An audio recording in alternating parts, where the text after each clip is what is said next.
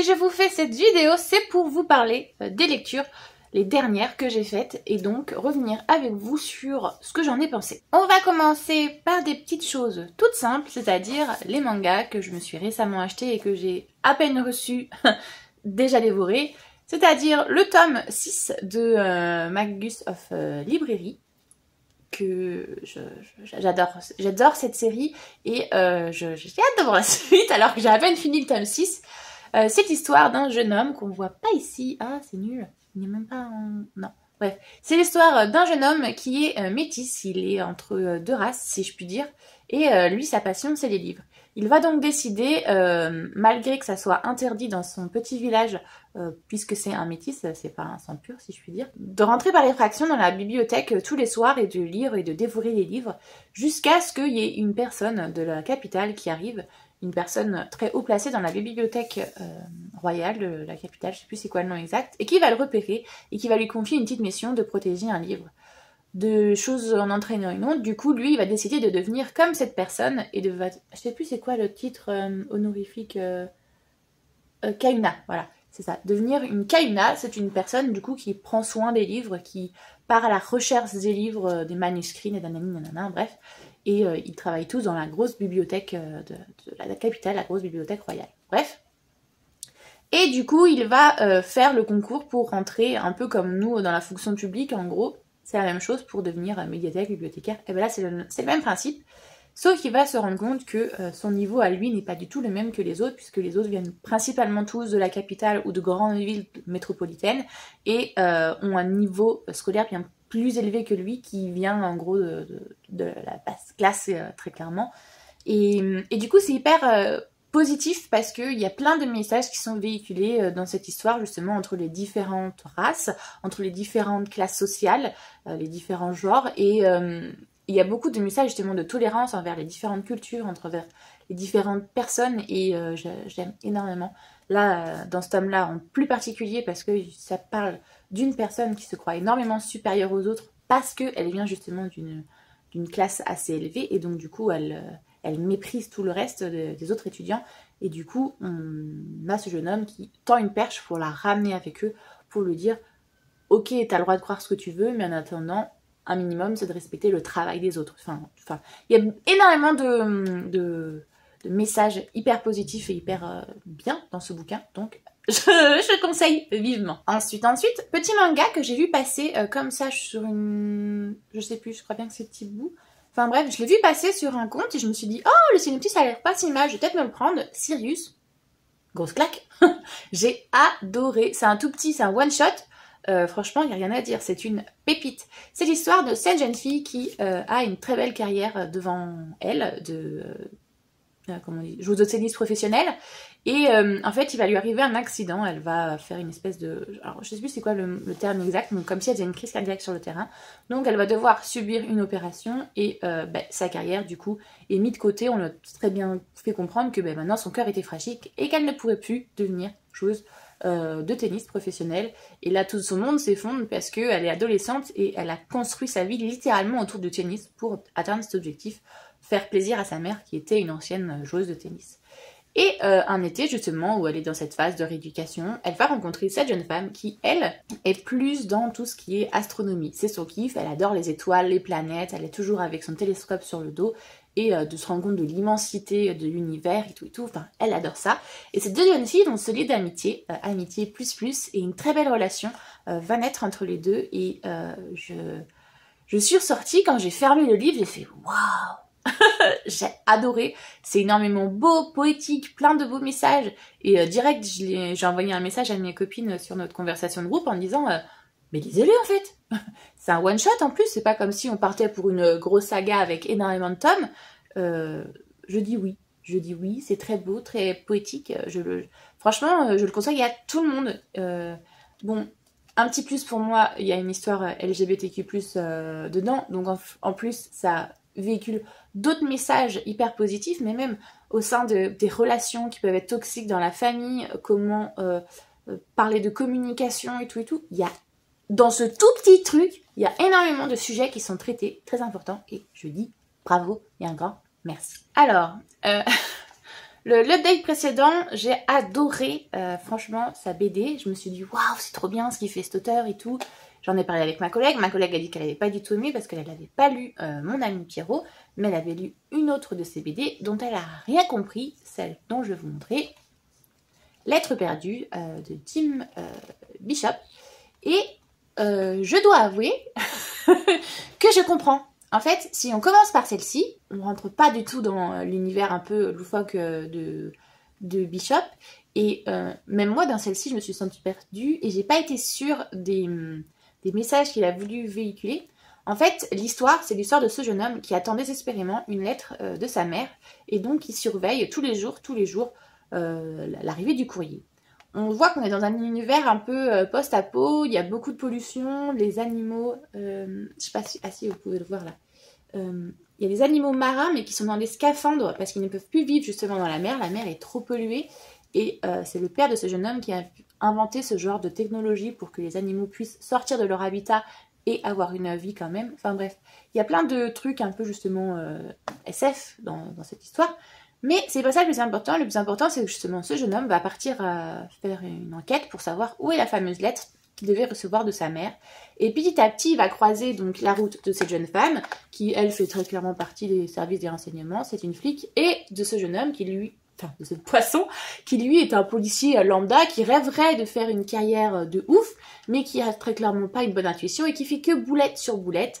Donc, ces trois personnes vont rentrer en collision et leurs vies vont avoir une évolution qui n'était pas censée avoir sur base de mafia, de complot, de plein de trucs. C'est hyper loufoque. Et en même temps, ça véhicule des petits messages comme ci, comme ça, justement, sur l'environnement, sur ce que les hommes ont fait et tout.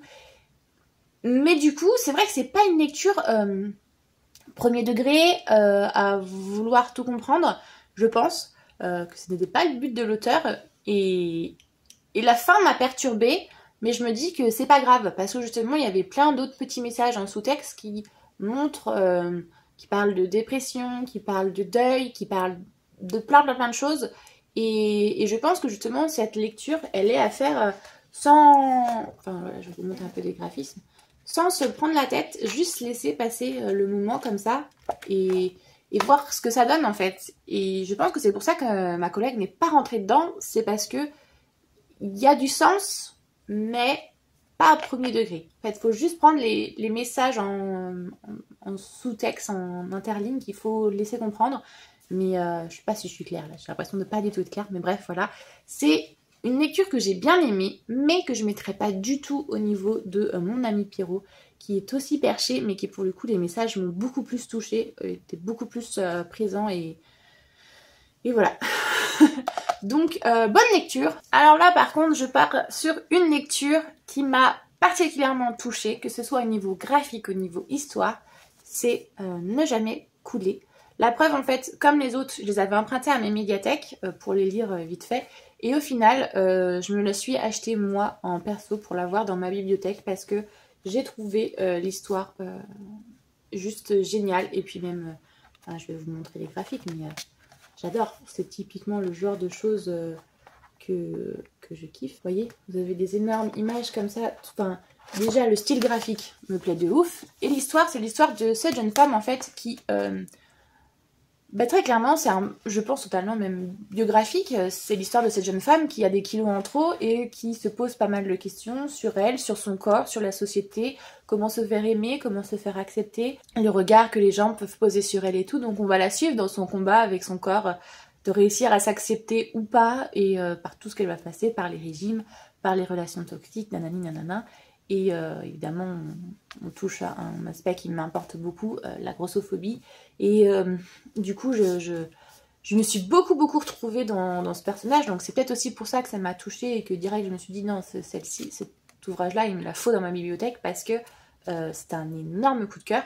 Après, j'en ai parlé avec d'autres personnes qui ont lu la BD et qui ne sont pas forcément touchées par ce sujet à premier abord et qui l'ont elles aussi trouvé très magnifique.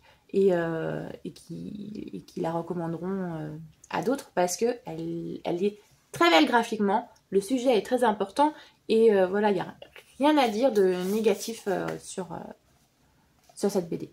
On dit un grand oui. Ensuite, je vais vous faire un petit retour sur 2 tomes en un seul update. J'ai lu le tome 1 et le tome 2 de Cupcake & Co. Alors c'est le tome 1, Cupcake et Cocaïne, et le tome 2 c'est Cupcake et Coworking, et je suis en train de commencer le tome 3, donc je vais pas vous en parler du tome 3 parce que ça sert à rien. C'est Cupcake et Cocooning de Flarana. Je les écoute en audio-livre sur mon trajet pour aller au boulot, donc là je me suis enfilé les 2 premiers. C'est l'histoire d'une jeune femme, Charlotte, qui a ouvert sa pâtisserie de cupcakes en particulier. On est sur la Côte d'Azur et c'est un matin, elle se retrouve à être braquée. Sa voiture, un homme habillé tout en noir avec une arme, lui dit de continuer d'avancer au lieu qu'elle allait sur son lieu de travail. Donc c'est pas carjacking, mais je sais plus c'est quoi le mot exact, parce qu'elle se fait pas voler sa voiture en fait, elle se fait kidnapper plutôt. Et petit à petit, au fil de la conversation, elle doute de ce qu'il dit, mais lui dit clairement qu'en gros, il est flic et que là, elle a la mafia russe qui est sur son dos, parce qu'il y a toute une histoire de cocaïne, nanani, nanana, enfin bref.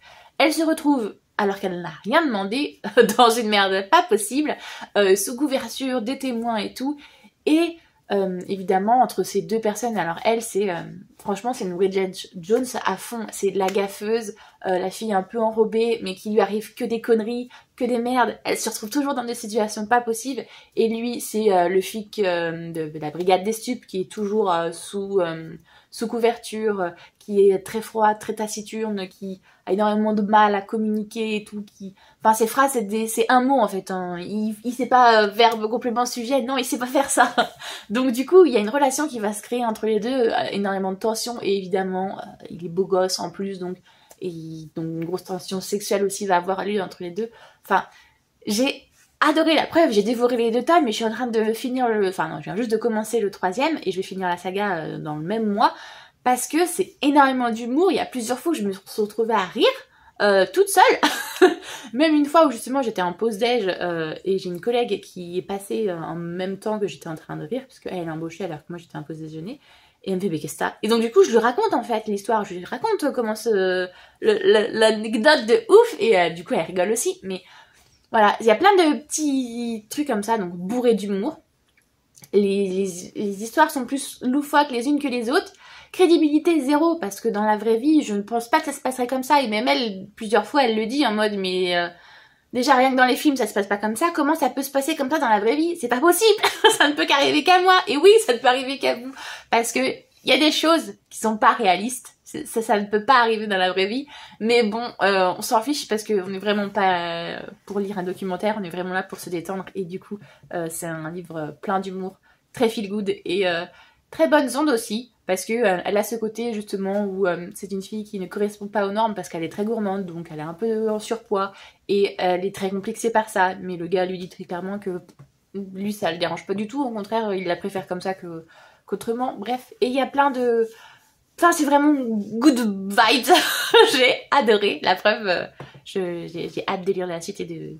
Wouh, oh la hâte. J'ai lu le tome 9 des Bridgerton. Ça y est, j'ai fini les Bridgerton. Je suis trop contente, en vrai. Bon, après, je sais qu'il y a les Hawkesbury, les Anne Hathaway, et les Smith là, mais... Déjà, les Bridgerton, c'est fini. Pour ceux qui connaissent pas, Bridgerton, c'est l'histoire d'une famille avec une matriarche et elle a 8 enfants. Et en gros, dans ces 8 tomes, on suit ces enfants qui vont à chaque fois à la quête d'un mari ou d'une épouse.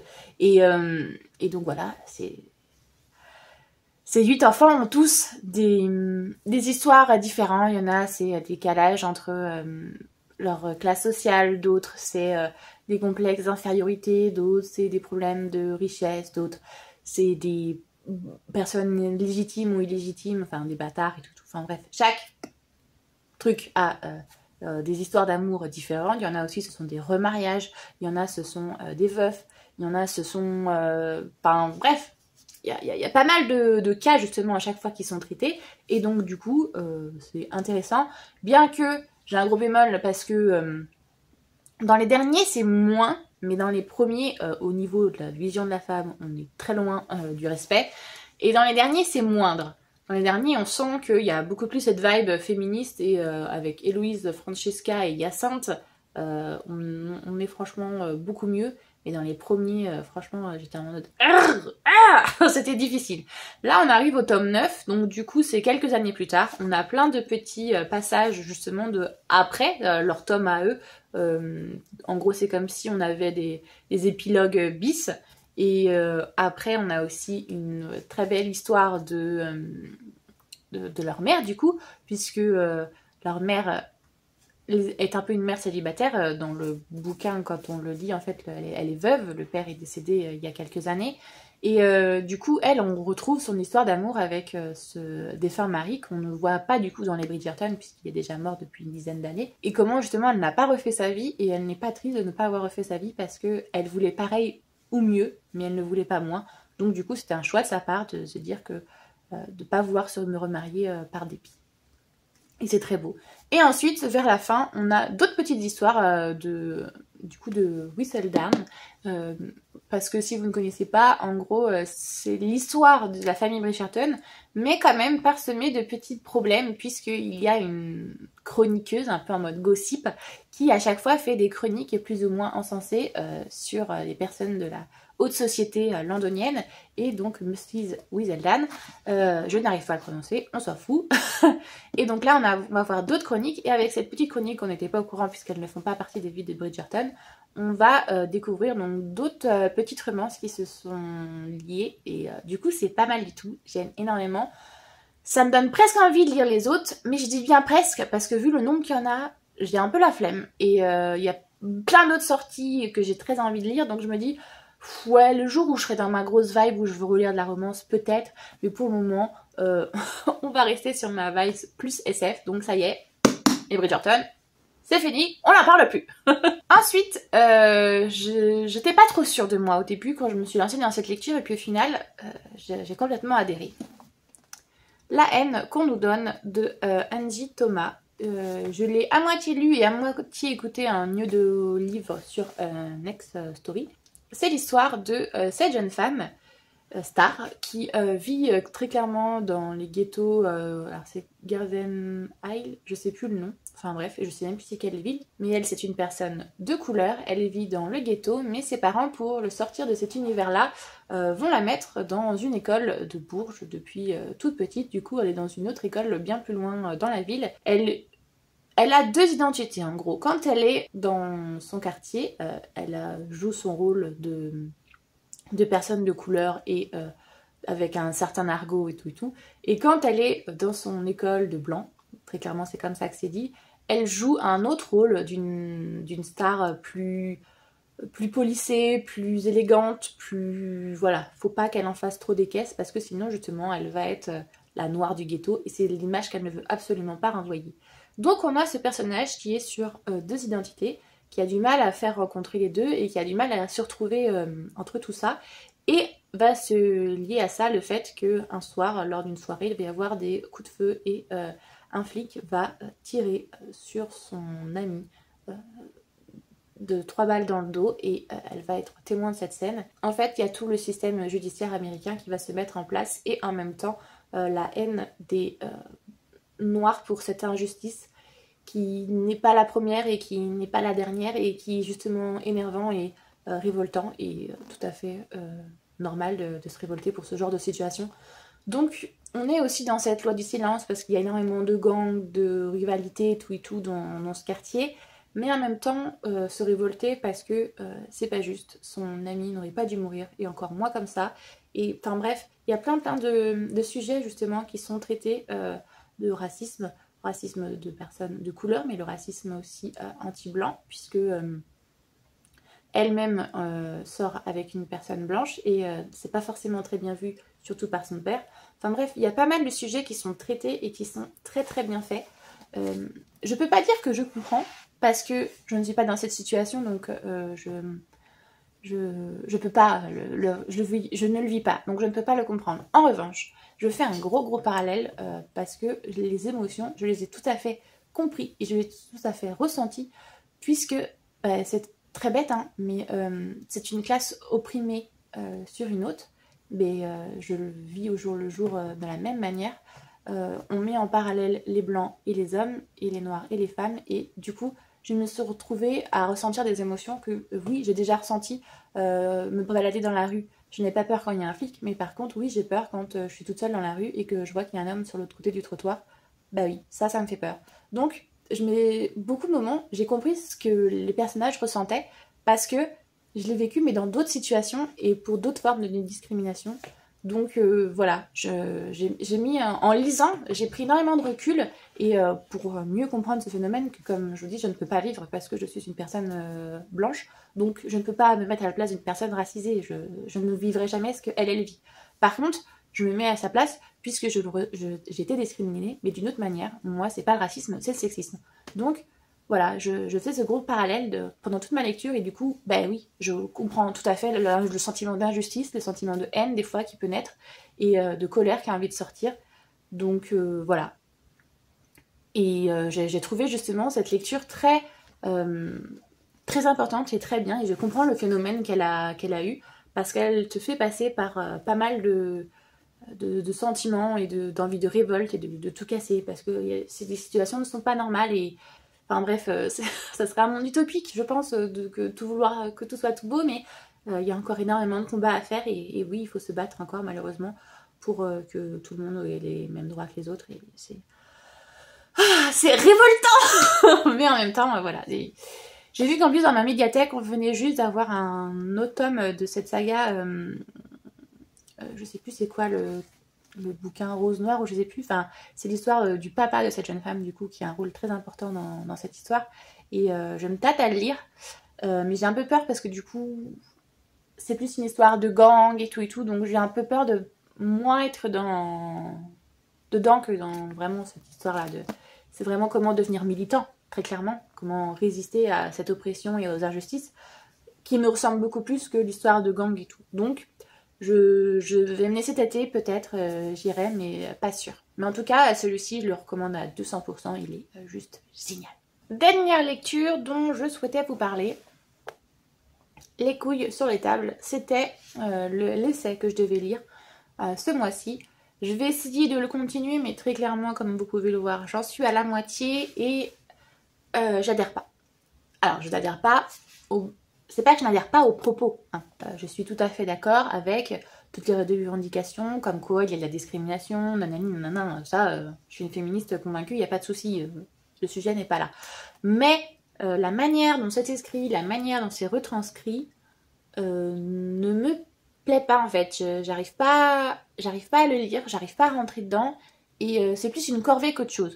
Donc là, je suis rendue à la moitié, je pense continuer à le lire en diagonale, parce que malgré tout, non, vous les voyez pas là, mais j'ai quand même déjà lu pas mal d'essais féministes, donc les arguments qui reviennent sont souvent les mêmes, donc justement là je commence à m'arrêter sur à lire en diagonale les sujets que je connais déjà et à m'arrêter vraiment à lire en profondeur les arguments que je ne connais pas, mais c'est difficile parce que le sujet en soi est vrai et je suis totalement d'accord, mais encore une fois, c'est le style qui me convient pas. J'ai énormément de mal à rentrer dedans, alors que dans les autres que j'ai lus précédemment, que ce soit Mona Chollet ou je ne sais qui encore que j'ai lu, je rentrais très facilement dedans, il n'y avait pas de souci.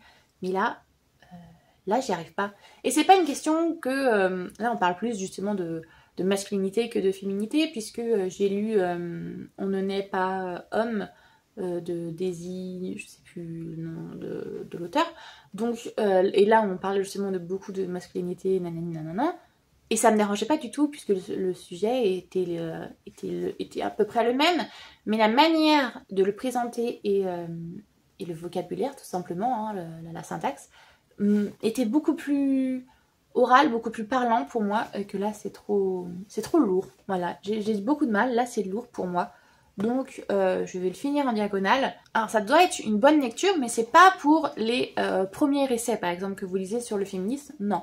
Je vous conseillerais beaucoup plus un Mona Chollet ou un Titu Lecoq qui sont beaucoup plus dans l'oralité et beaucoup plus digestes, même si les bouquins en plus de fois sont plus gros. Mais non, là après je me tâte hein, parce qu'à la base c'est un podcast. Alors peut-être que c'est aussi ça le fait que c'est pas le bon médium. Si je l'écoutais en podcast, je serais peut-être plus à même d'adhérer, mais là cette version-là ne me plaît pas. Et j'en suis la première surprise, hein, je m'attendais à vraiment adorer, mais non. C'est pas mon style. Donc voilà, je vous ai fait une petite revue de ce que j'ai lu récemment.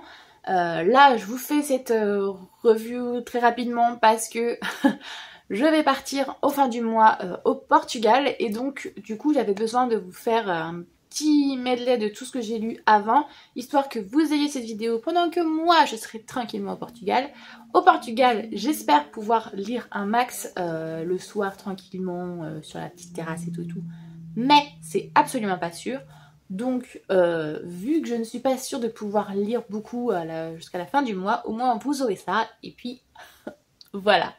Moi, j'espère que si vous avez envie de parler des lectures que j'ai lues, il n'y a pas de souci. Il y a l'espace commentaire qui est là pour ça, évidemment, toujours dans le respect et dans la bienveillance. Si vous souhaitez soutenir cette chaîne, n'hésitez pas à liker la vidéo, ça fait énormément plaisir. Et puis voilà, hein. Et puis si vous souhaitez voir évidemment le reste de mes vidéos, n'hésitez pas à vous abonner. Moi j'espère que tout va bien pour vous, que vous faites des bonnes lectures et je vous fais tout plein de gros bisous.